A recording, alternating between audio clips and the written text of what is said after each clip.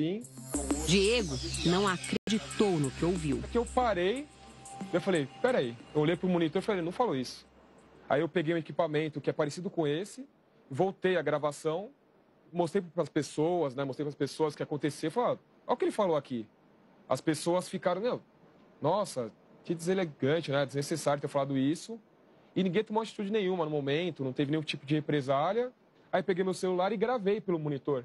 Então você usou a câmera do seu celular, Isso, pra gravando gravar. a imagem exibida no monitor? Isso. Como é que você se sentiu, Diego? Você estava trabalhando e ouviu aquela frase. Ah, na hora você fica meio constrangido, fica irritado, porque você está à noite trabalhando, você está no seu local de trabalho, você está na sua sala trabalhando, você ouve uma ofensa racial gratuita, do jeito que foi, você fica, né, meio inconformado, né? Depois do trabalho, Diego mostrou o vídeo para o amigo Robson, com quem divide apartamento. Ele logo reagiu. Muito indignado, a palavra correta é indignado com o vídeo. E eu queria divulgar de imediato. Falei, bicho, deixa eu divulgar, vamos... O mundo tem que ver isso. Apesar do medo de Diego, Robson diz que ainda tentou divulgar o vídeo com a ajuda dos meios de comunicação. Eu procurei alguns veículos, algumas pessoas do meio do jornalismo e tal, mostrei o vídeo.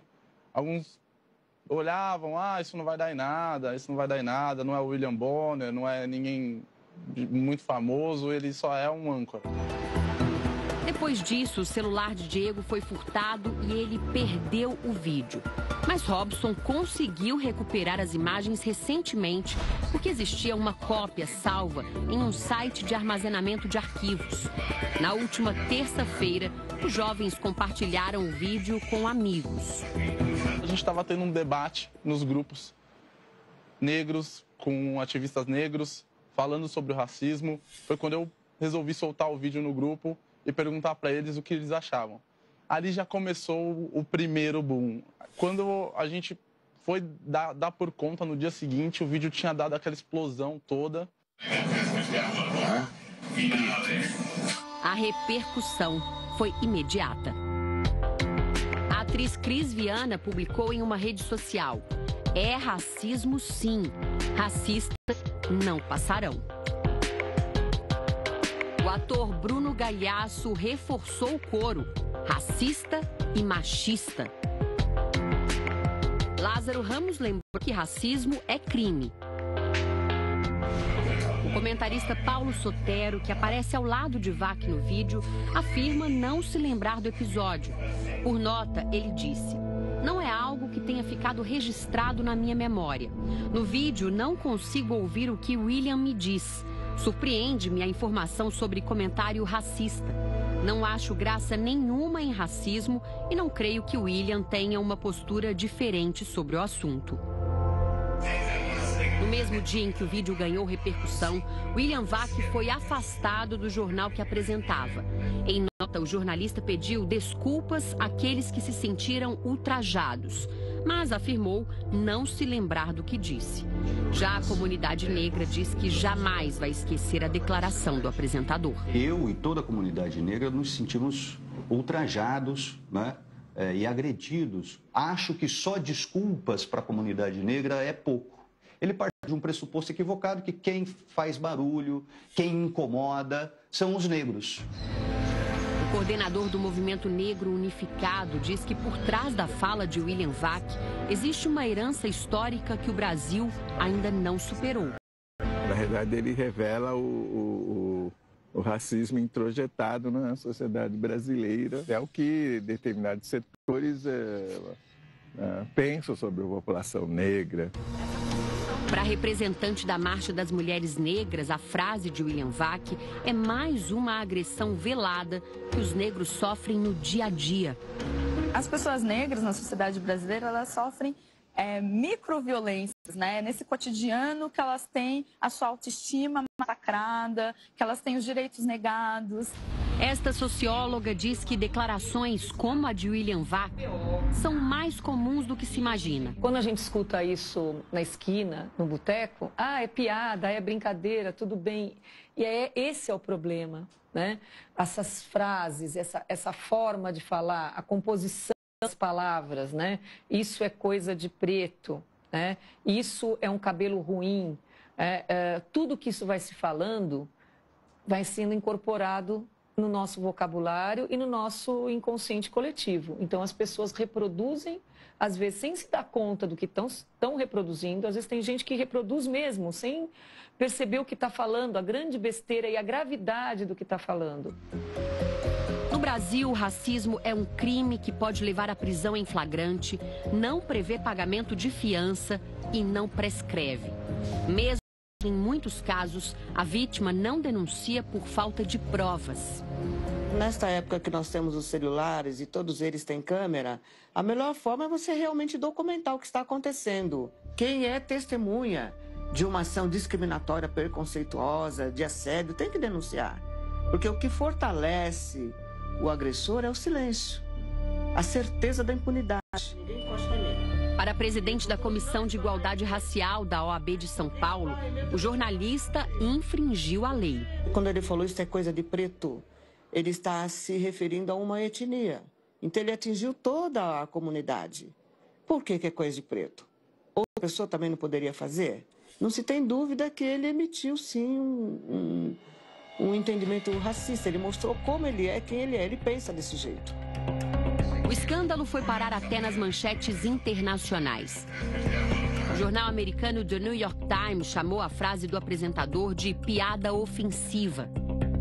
A notícia do afastamento também aparece no site do jornal britânico Daily Mail.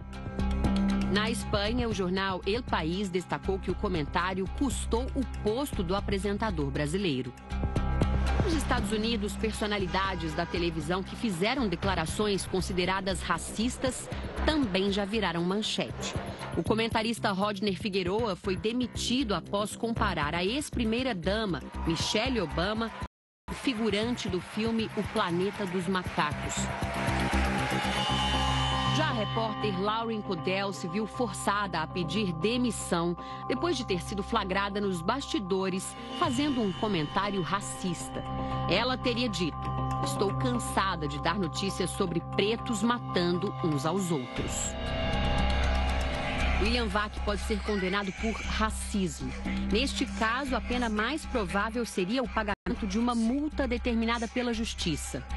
Ela tem o objetivo de corrigir o infrator, para que ele reflita, não cometa mais esse tipo de atitude e para prevenir condutas futuras semelhantes. Em meio às diversas críticas, também houve quem saísse em defesa do apresentador. O colunista Demétrio Magnoli escreveu: "Vac é vítima da fome insaciável das redes, que exige o sacrifício de figuras." E completou: "A frase emitida na esfera privada pode ser horrível e é, mas não equivale a uma sentença proferida na arena pública. Não se tem notícia de uma manifestação política racista ou um gesto de injúria racial do jornalista." Os amigos que divulgaram o vídeo do jornalista afirmam que a atitude foi uma forma de protesto. Não foi um ato de heroísmo, não foi para conquistar o holofote. Muito pelo contrário, a gente só veio representar milhões de brasileiros que são negros, mestiços, mulatos.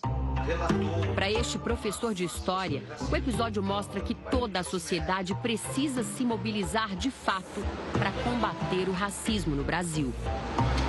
Requer da gente um outro caminho, uma outra direção, que é o diálogo, de entender que este mundo é um só, que este mundo pertence a todos, que este mundo é, sim, mais cruel, difícil para a população negra, mas a gente tem que apostar numa outra direção, que é a direção do diálogo, a direção da educação. Uma surpresa na onda de denúncias de abuso sexual no mundo das celebridades. Dessa vez, a acusação atinge uma mulher, uma das maiores estrelas da música pop. A vítima seria um ex-segurança particular. Além dos assédios, ele disse que a cantora não pagou uma dívida com ele de quase R$1 milhão. Uma lista que parece não ter fim. E que nesta semana ganhou um nome surpreendente. uma cantora famosa com a carreira recheada de sucessos. Mariah Carey é uma das cantoras mais premiadas na história da música. Nem ela escapou da onda de acusações de assédio sexual que toma conta do mundo dos famosos. A suposta vítima é Michael Anello, um ex-segurança da diva pop. Ele procurou um site americano para informar que processaria Mariah Carey por assédio sexual. O principal episódio dessa história teria ocorrido durante uma viagem a Cabo San Lucas, no México. Mariah teria pedido para ele ir ao quarto dela para mudar algumas malas de lugar. Quando ele chegou, a cantora estaria vestindo apenas um hobby transparente, aberto. O ex-segurança disse que tentou sair, mas ela teria insistido que ele movesse a bagagem antes. Anello afirma que deixou o quarto e que não houve contato físico. Para esse advogado, a situação não configura assédio sexual. Adoro bolo de chocolate. Se ela passar na frente da Mayra, se tivesse, unicamente passado na frente dele nua ou com roupas transparentes, mas se ela não condicionou, pela legislação brasileira, se ela não condicionou nada a um favor sexual, vamos jantar, saia comigo e tal, também não configuraria crime de assédio. Em outro episódio, narrado pelo ex-segurança, a cantora teria simulado atos sexuais com a intenção de ser vista por ele. Para a lei brasileira, que nesse ponto é semelhante à americana, não há diferenciação entre homens e mulheres que cometam assédio. Hoje o que nós protegemos é a dignidade sexual da pessoa humana. Dignidade sexual tem tanto homem quanto mulher. O que me parece que tem diferença, Denise, é que, como tem que ser do superior para o subordinado, me parece que sociologicamente, historicamente, os homens tinham mais poder e as mulheres tinham menos poder. Ao longo dos 25 anos de carreira, comemorados em uma cerimônia no começo do mês em Los Angeles, Mariah Carey ficou conhecida pela voz potente e também pelos figurinos ousados no palco e fora dele. Uma das coisas que ela falou é que se ela pudesse andar de lingerie o dia inteiro dentro de casa, ela só andaria assim. Porque é o jeito dela, porque é como ela se sente confortável. E para ele isso configurou um assédio. Não que ela tenha tentado alguma coisa, né? Ela não fez nenhuma investida, não propôs nada, não teve nenhum contato físico, nada. Existe ainda uma denúncia de constrangimento envolvendo a cantora. O mesmo ex-segurança afirma que Mariah constantemente o humilhava, se referia a ele como nazista e skinhead, termos usados para definir grupos extremistas que pregam a violência e a segregação racial. São vários relatos de que ela trata mal, de que ela realmente se põe numa posição superior, que seja melhor do que os outros. Tem essa coisa da personalidade dela mesmo. Então acho que isso faz com que as pessoas acreditem que ela seria capaz de fazer alguma coisa assim.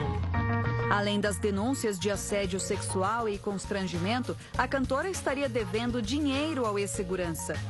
A empresa dele prestou serviços a Mariah entre junho de 2015 e maio de 2017. No entanto, ela não teria pago o equivalente a R$720 mil. A dívida poderia ser ainda maior, já que, segundo Anello, haveria um acordo para que o contrato fosse prorrogado por mais 2 anos. Nesse caso, a transação bateria a casa de R$1.600.000. A carreira de Mariah parece não ter sido abalada com as denúncias.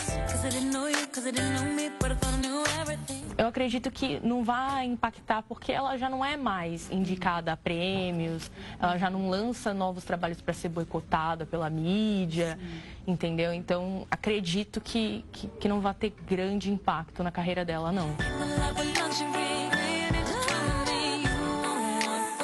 A cantora não se manifestou oficialmente sobre as acusações. E os advogados de Anello confirmaram que o processo sobre a dívida está parado por tempo indeterminado, já que uma negociação com a cantora estaria em andamento.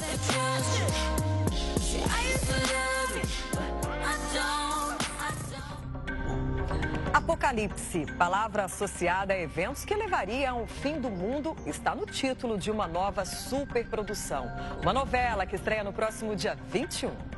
Um tema ousado, inédito em produções desse gênero, com gravações em vários países e efeitos especiais nunca vistos na TV brasileira. Nas gravações no Rio de Janeiro, Juliana Knust dá vida à protagonista da nova novela. Vocês confirmam essa informação? Não. O Domingo Espetacular acompanhou as gravações de várias cenas da personagem, a jornalista Zoe Santeiro. Ela vai usar o jornalismo para mostrar para as pessoas o apocalipse de uma maneira geral, né?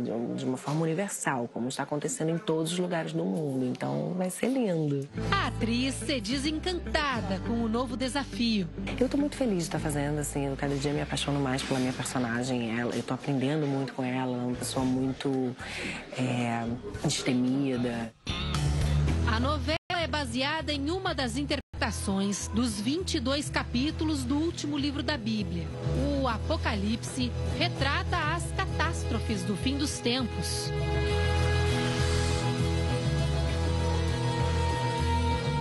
A trama se passa em 3 fases diferentes, nos anos 80 e 90 e nos dias de hoje.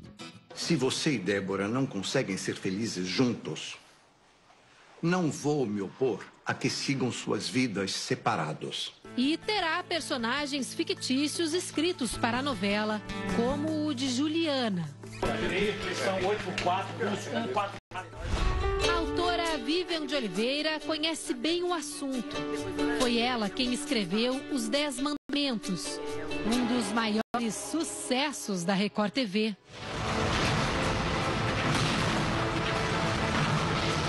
Ao contrário dos trabalhos anteriores, ela explica que Apocalipse é uma novela bem contemporânea. Nada mais atual, nada mais crível do que colocar o Apocalipse nos dias de hoje. E tem tudo a ver com as profecias que a gente vê na Bíblia, tem tudo a ver com o que os cientistas estão falando sobre as catástrofes naturais, sobre a possibilidade de guerras também. A gente está vendo muita coisa acontecendo no mundo, né? A gente fala, nossa, esse mundo está perdido, com fome, guerras. Tudo isso a gente passa pelo Apocalipse, entende? O diretor-geral da novela não esconde a empolgação com o projeto.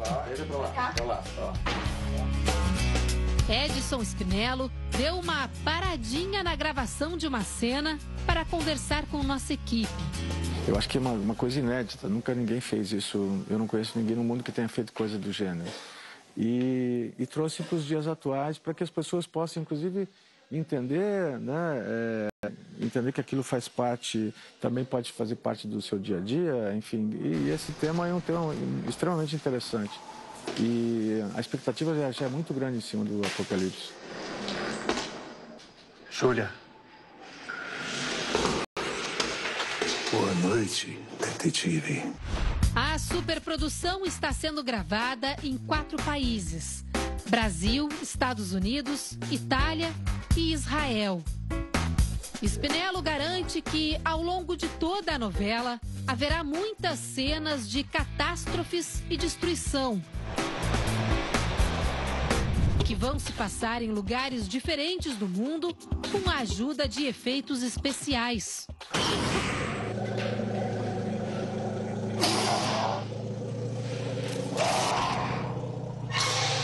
Um trabalho que exige cuidado da equipe para dar realismo à ficção.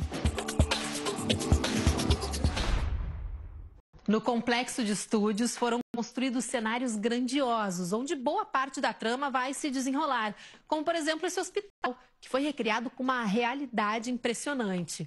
Mas como aqui a mágica acontece, basta a gente passar por aquela porta e dar alguns passos que a gente já cai no cenário de um outro núcleo, de uma agência espacial. Aqui alguns personagens astrofísicos vão estudar alguns fenômenos da natureza, como por exemplo um asteroide que pode atingir a Terra a qualquer momento. São médicos, astrofísicos, é que a novela vai retratar os heróis da vida real, que fazem de tudo para evitar que alguns desastres aconteçam e que tem o propósito de, em vida, ajudar as outras pessoas. E é claro, você já percebeu que nós trocamos de cenário mais uma vez, né? É tudo assim mesmo, coladinho um no outro, bem pertinho. Basta dar um passo e a gente já mudou. Agora nós estamos em um laboratório, onde aqui alguns personagens da novela, cientistas, vão tentar a todo custo descobrir a cura para várias doenças. Maroni será o vilão da história. Primeiro, eu quero saber o que você tá de boné para conversar comigo. Bom, eu tô de boné porque a gente tá querendo fazer um suspense. Eu já tava no ar com o cabelo mais ou menos parecido com o personagem, com o cabelo que seria ótimo pro Ricardo Montana, meu personagem em Apocalipse. Então a gente pegou, achou que tinha que fazer alguma coisa para ficar diferente, resolvemos mexer na cor do cabelo e aí a gente quer manter uma surpresinha aí pro pessoal, pro público de casa assistir na hora. Uma das vítimas do vilão é o personagem interpretado por Igor Hickley. Um homem de bom caráter completa o trio de protagonistas. O meu personagem, o Benjamin, é um desses, é um cara que procura ser útil para o todo. Sabe, fazer a diferença, não espera que ninguém faça, ele vai lá e faz. Ele procura não ser um cara que venha a prejudicar o espaço do outro, o meio ambiente, ele procura ser correto. Eu acho que isso diz muita coisa para os dias de hoje, sabe? Das histórias de Zoe, Benjamin e Ricardo, vai surgir um grande conflito que poderá ameaçar a vida na Terra. Igor torce para o público se surpreender, tanto quanto a própria equipe que está fazendo Apocalipse. Acho que a gente não esperava ter uma novela desse porte, nesse momento, com tanta novidade e com um acabamento tão incrível.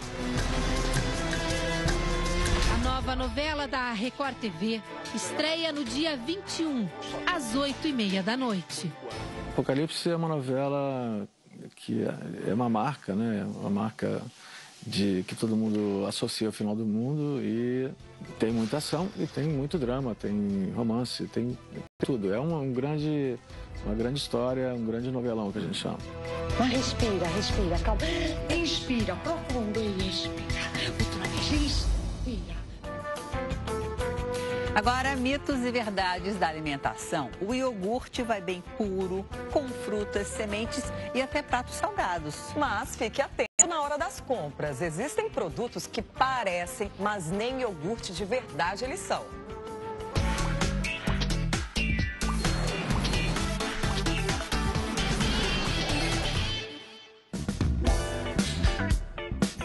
No café da manhã, na hora do lanche, definitivamente esse é um alimento que tem fama de ser muito saudável. Tá com fome? Sim. Aceita esse aqui? E aí, o que você tomou? Iogurte. É, parece mesmo. Tem textura de iogurte, gosto de iogurte, mas não é iogurte. Não? Não é. E é normal muita gente se confundir, né? Afinal, são tantos tipos de iogurte. Você sabe que tem algumas bebidas que nem são iogurte, mas muita gente acha que é. Só que tá lá, bebida láctea.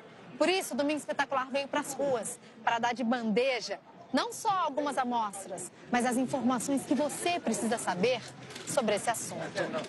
Iogurte é um alimento feito a partir da fermentação de bactérias presentes no leite, os chamados probióticos. Pode ficar tranquilo, essas bactérias são benéficas para o nosso organismo. O iogurte é uma fonte importante de vitaminas B2, B12, cálcio, magnésio, potássio e zinco. Também é rico em proteínas, substância que é essencial para os músculos, para o sistema nervoso e também para o sistema de defesa do organismo. Tem benefícios, né, ao organismo, ele atua ali na microbiota intestinal, auxilia no trânsito intestinal, melhora a imunidade. Tá indo por aí, então quer dizer que o iogurte sempre faz bem?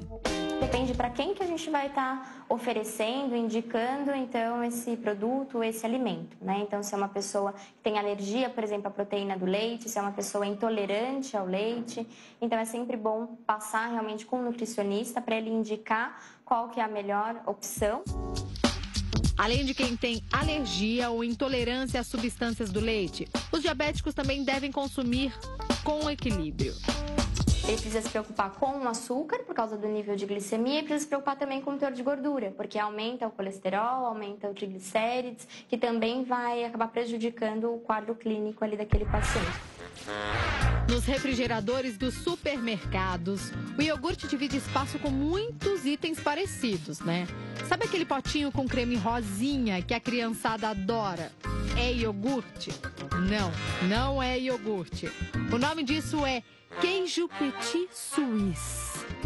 O apelo nutricional, na verdade, é que tem nutrientes ali para a criança, então que tem proteína, tem cálcio, tem ferro. De fato, tem esses nutrientes, alguns acrescentados, mas não em quantidade significativa para justificar o consumo em relação ao que tem que a gente considera ruim.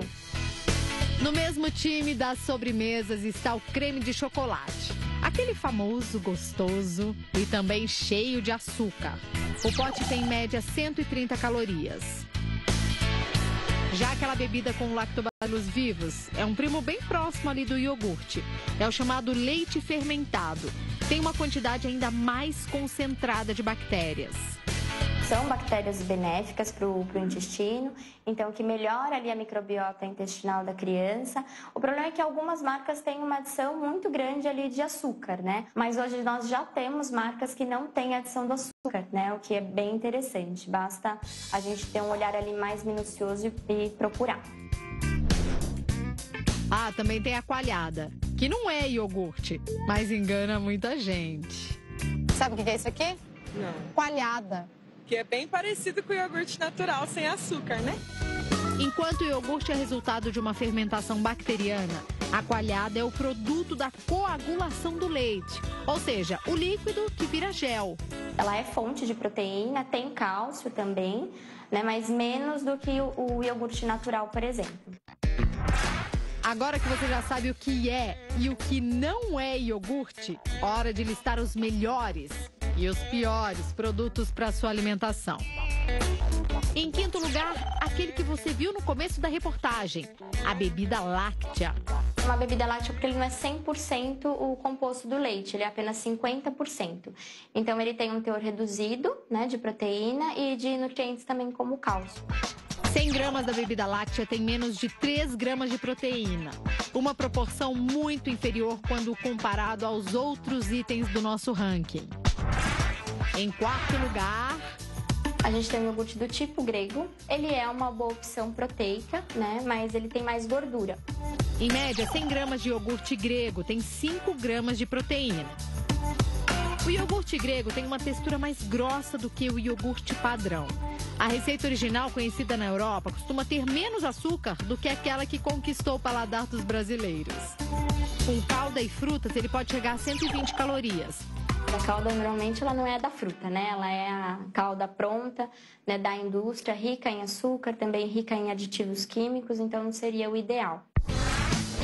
Em terceiro lugar, o iogurte Frozen. A Roberta tem uma loja especializada nessa delícia gelada, que caiu no gosto de muita gente. Frozen iogurte é um sorvete que a sua base é o iogurte natural, que é composto por leite desnatado e iogurte desnatado. Então ele chega a 0% de gordura. O problema nesse caso aqui são as más companhias. Tava tudo bem, tudo tranquilo, lanchinho saudável, né? O problema começa a partir de agora, olha aí. Confete, calda de chocolate e suspiro. Obrigada. Olha só o que da Hannah, uma bomba calórica. Desse jeito, acaba a fama de bom moço do iogurte Frozen. Eu vou dizer que eu tava olhando de longe e assim, dá água na boca, mas eu quero saber, cadê o iogurte aí, Frozen? Sumiu. Sumiu. O que aconteceu com ele? Tá embaixo dessas coisas maravilhosas. Calma que a Roberta tem algo para nos confortar. Se você, em contrapartida, pensar que ele tem menos calorias já, porque ele já tirou toda a gordura do sorvete, pronto, já fica mais tranquilo de você colocar alguma coisinha. Sua consciência vai pesar um pouquinho menos. E na vice-liderança? É o iogurte caseiro, né? Que ele é o iogurte natural, nada mais é que o iogurte natural. O iogurte caseiro não tem aditivos químicos, conservantes ou açúcar. Só que, por outro lado, é preciso fazê-lo de maneira muito minuciosa. Qualquer erro no preparo, o iogurte caseiro deixa de carregar tudo aquilo que ele tem de bom. A Letícia toma todos os cuidados. Olha só a receitinha dela. 1 litro de leite na panela e a gente esquenta ele, porque o segredo para você fazer a multiplicação dos probióticos do leite, você tem que deixar o leite quente, né? Você tem que esquentar, mas não pode deixar ele ferver. Em seguida, ela acrescenta um pote de iogurte natural. E agora é só continuar mexendo para juntar esse iogurte com o resto do leite. Você pode deixar tanto fechadinho na panela que você fez mesmo, ou você pode colocar numa vasilha de cerâmica ou de vidro para conservar um pouquinho o calor. A sugestão da Letícia é comer o iogurte caseiro com frutas ou mel e granola. Só que atenção à validade. Se você não for consumir na hora, assim, ele dura mais ou menos uns 5 dias. Fica uma delícia. Chegamos ao topo, em primeiríssimo lugar.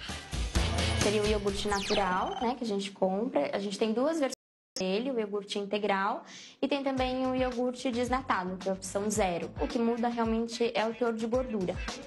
Um pote com esse da opção integral tem em média 5,8 gramas de gordura, enquanto o desnatado é 0. No quesito calorias, o integral tem em torno de 120 calorias, enquanto o desnatado tem 76 em média. Mas o sabor nem sempre é dos mais agradáveis, né? Purinho, assim, a Dani não consegue emplacar sempre no lanchinho do Gustavo, que tem quase 2 anos. E ele não tá muito afim, não. Não.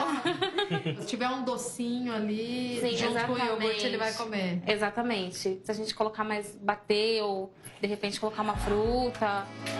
O exemplo vem da mãe, que adora iogurte desnatado. A gente tem esse costume de iogurte em quase tudo. Pelo menos 1 por dia eu tenho que consumir, porque senão faz falta. Bom, o Paulo ainda tá aprendendo com a mulher. Ele toma iogurte natural com açúcar. Mas se depender da Dani, é só por enquanto.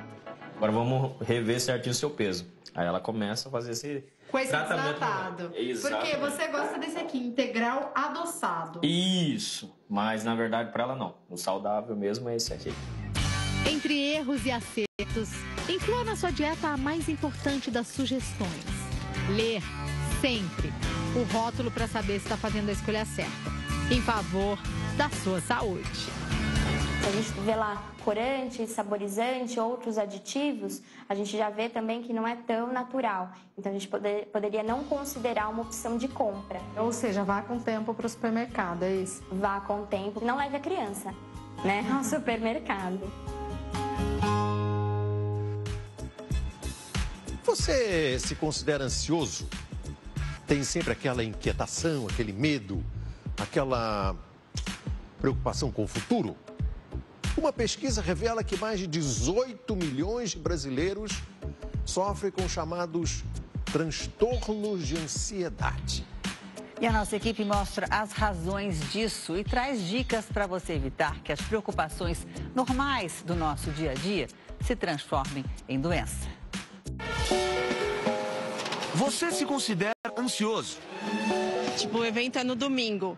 Na sexta-feira eu já tô mega ansiosa. Toda vez que eu tenho que fazer alguma coisa, iniciar algum projeto, ou até na educação dos filhos também, eu às vezes já fico sofrendo antes. A ansiedade é um mal que atrapalha relacionamentos, desempenho profissional e até o bem-estar físico e mental. Dor de estômago. Muita dor de estômago. Tudo a gente quer ontem, né? 9,3% dos brasileiros têm algum tipo de transtorno de ansiedade, bem maior que a média global, que é de 3,4%. Fatores socioeconômicos como pobreza e desemprego e o estilo de vida corrido das grandes cidades contribuem para o cenário. A ansiedade, ela está associada à sobrevivência, né? A gente precisa desse recurso para nos preparar para situações do nosso dia a dia. Agora, o transtorno de ansiedade, ele já é a doença. São preocupações excessivas, tanto reais quanto muitas vezes hipotéticas, né? Pensamentos repetitivos. A ansiedade dispara uma onda de hormônios que prepara o corpo para uma reação. As sensações físicas mais comuns são dificuldade para respirar, suor excessivo, tontura, tremores e batimentos acelerados do coração. Nenhuma ansiedade não é bom. Muita ansiedade também não é bom. Assim, o grande pressuposto humano, dentre outros, é o equilíbrio. Quem vê Dona Albana, 67 anos, saindo de casa sozinha e confiante para as caminhadas diárias, não imagina o que ela já enfrentou. Nos anos 90, casada e mãe de 2 filhos, ela começou a ter crises constantes de medo e falta de ar. O pânico tomou conta da vida dela. Não conseguia ficar sozinha. Dona Albana passou 9 meses sem conseguir sair de casa. Eu tinha medo de solidão. Meu pai não estava bem de saúde. Passava pela minha cabeça que eu poderia perder os meus pais. Eu sou uma filha única. Isso me gerou uma enorme ansiedade. E a crise de pânico é o sentimento iminente de morte. Então, suor frio, falta de respiração, chega assim até a desmaiar. Depois de muitas idas ao pronto-socorro, a professora procurou a ajuda de um psiquiatra e recebeu finalmente o diagnóstico. Síndrome do pânico, um dos transtornos de ansiedade. Dona Albana passou 2 anos em tratamento com medicação e terapia. Mesmo que você comece a se sentir bem, achar que pode voltar à vida normal, você não pode parar a medicação. Porque não há cura. O pânico não tem cura, ele tem controle. Você aprende a lidar e a viver com ele. Este cachorro, o Will, foi fundamental na recuperação de Dona Albana. Companheiro inseparável na aventura de enfrentar e combater os medos. Porque o cachorro me trazia uma enorme segurança. Eu passeava com ele, ele me pedia todo dia para sair, ele era o meu companheiro. E eu sentia segura, porque eu falava assim, bom, eu não estou sozinha, eu tenho um cachorro. O Will se foi há 8 anos, mas a força de Dona Albana está cada vez maior. É só olhar a coleção de lembrancinhas de viagens presas na porta da geladeira. Sou historiadora, sou geógrafa, eu aprecio muito o mundo. E posso dizer que depois das minhas crises, eu já subi a 4.850 metros nos Andes, acompanhando o Rally Dakar, Argentina e Chile, e já desci em Pucón, no Chile, 46 metros dentro de um vulcão. Então, eu posso dizer, não digo que eu estou curada, mas eu tenho um bom autocontrole da doença. O médico fala que quem sobrevive ao pânico sai do outro lado uma pessoa renovada. Renovada e cheia de planos. Mês que vem, ela embarca para Cuba. Hoje a senhora é uma pessoa feliz. Muito feliz. Graças a Deus, muito feliz. A síndrome